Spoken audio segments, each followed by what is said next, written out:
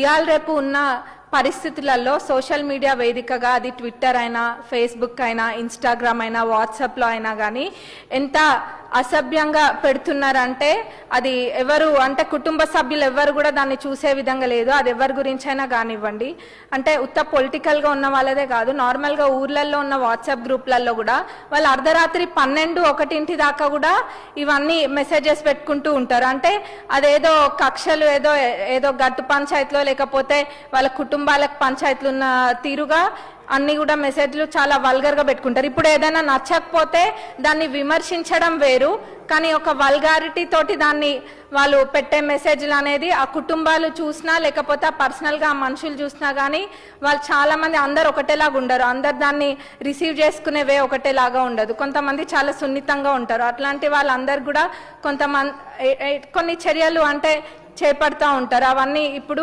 చట్టం కఠినంగా ఉంటేనే ఏదైనా తప్పు చేసే వాళ్ళు భయపడతారు. ఇప్పుడు ఏమైపోతుందంటే సోషల్ మీడియాలో ఎంత అంటే ఇందాక అన్నారు స్కైజ్ లిమిట్ అన్నట్టుగా అయిపోతుంది. అంటే ఏదైనా మాట్లాడచ్చు, ఏదైనా చేయొచ్చు, ఒకటి ఇట్లా కాల్చి వాళ్ళ మీద వేయచ్చు, గుడ్డ కాల్చి మీద వేయచ్చు అన్న విధంగా మాట్లాడుతున్నారు.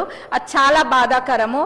మహిళల పట్ల కూడా చాలా అసభ్యకరంగా వల్గర్గా మాట్లాడడం, మరి పర్సనల్గా వెళ్ళడము, అంటే రీజన్ ఫర్ నో రీజన్ ఇవన్నీ కూడా జరుగుతున్నాయి.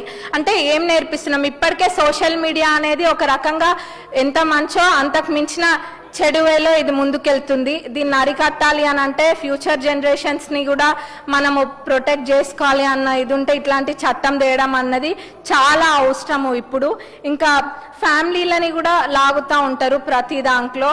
ఇది చాలా హ్యూమిలియేటింగ్ ఉంటుంది. మంచి కన్నా కూడా చెడు తొందరగా వ్యాపిస్తుంది ఇవాళ రేపు. కాబట్టి ఈ చట్టాన్ని పూర్తిగా మద్దతు పలుకుతూ మరి దీన్ని సెలెక్ట్ కమిటీకి కూడా పంపించాల్సిందిగా మీ ద్వారా కోరుతున్నాను అధ్యక్ష. Thank you.